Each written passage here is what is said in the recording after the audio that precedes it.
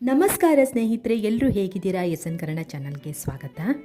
ಇತ್ತೀಚೆಗೆ ಹೆತ್ತವರು ತಮ್ಮ ಮಕ್ಕಳ ಹೆಸರು ಡಿಫ್ರೆಂಟ್ ಆಗಿರಬೇಕು, ಯುನಿಕ್ ಆಗಿರಬೇಕು, ಯಾರು ಇಟ್ಟಿರದ ಹೆಸರಾಗಿರಬೇಕು ಅಂತ ಅಂದ್ಕೋತಾರೆ.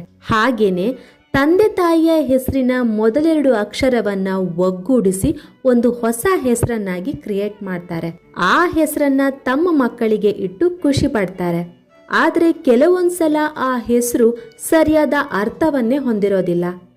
ನಾನಾ ಅರ್ಥ ಆಗೋ ಸಂಭವ ಕೂಡ ಇರುತ್ತೆ. ತಮ್ಮ ಮಕ್ಕಳಿಗೆ ಒಂದು ಬ್ಯೂಟಿಫುಲ್ ಹೆಸರು ಇಡಬೇಕಂತ ಯೋಚಿಸ್ತಾರೆ. ಅದಕ್ಕೆ ನಾನಿವತ್ತು ಹಿಂದೂ ಸಂಸ್ಕೃತಿಯ ಆಯ್ದ ಕೆಲವೊಂದು ಹೆಸರುಗಳನ್ನು ಹೆಣ್ಣು ಮಕ್ಕಳಿಗಾಗಿ ತಂದಿದ್ದೇನೆ. ಹಿಂದೂ ವೈದಿಕ ಹೆಸರುಗಳು ಹಿಂದೂ ಸಂಸ್ಕೃತಿಯಲ್ಲಿ ಬಳಸಲಾಗುವಂತಹ ಸಾಂಪ್ರದಾಯಿಕ ಹೆಸರುಗಳು. ಇವುಗಳು ವೇದಗಳಿಂದ ಹುಟ್ಕೊಂಡಿದೆ. ಅಂತಹ ಅಪರೂಪದ ಹೆಸರನ್ನ ನಿಮ್ಮ ಮನೆಯ ದೇವತೆಗೆ ಇಡಬಹುದು. ಅರುಣಿಮಾ ಭಾರತದಾದ್ಯಂತ ಜನಪ್ರಿಯವಾಗಿರೋ ಅಂತಹ ಸಂಸ್ಕೃತ ಮೂಲದ ಸುಂದರವಾದ ಹೆಸರು. ಸೂರ್ಯೋದಯದ ಸಮಯದಲ್ಲಿ ಕಂಡುಬರುವಂತಹ ಕೆಂಪು ಬಣ್ಣವನ್ನು ಉಲ್ಲೇಖಿಸೋದಕ್ಕೆ ಈ ಹೆಸರನ್ನು ಬಳಸಲಾಗುತ್ತೆ.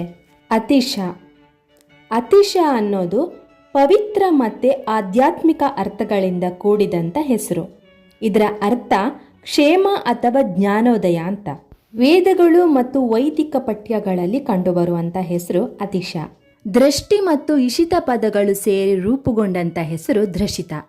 ಧೃಷಿತ ಅಂತ ಅಂದರೆ ಒಳ್ಳೆಯ ದೃಷ್ಟಿ ಇರುವವಳು ಅಥವಾ ವಿವೇಕ ಮತ್ತು ಬುದ್ಧಿವಂತಳು ಅಂತ ಅರ್ಥ.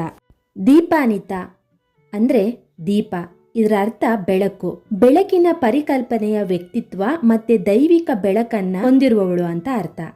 ಗರಿಮಾ ಗರಿಮಾ ಅಂದ್ರೆ ಘನತೆ, ಹೆಮ್ಮೆ ಮತ್ತು ಗೌರವ ಅಂತ ಅರ್ಥ. ಹಿಮಾದ್ರಿ ಪ್ರಸಿದ್ಧ ಪರ್ವತ ಶ್ರೇಣಿ ಹಿಮಾಲಯಕ್ಕೆ ಸಂಬಂಧಿಸಿರುವಂತ ಹೆಸರು. ಹಿಮದಿಂದ ಆವೃತವಾದ ಶಿಖರ ಅಂತ ಅರ್ಥ.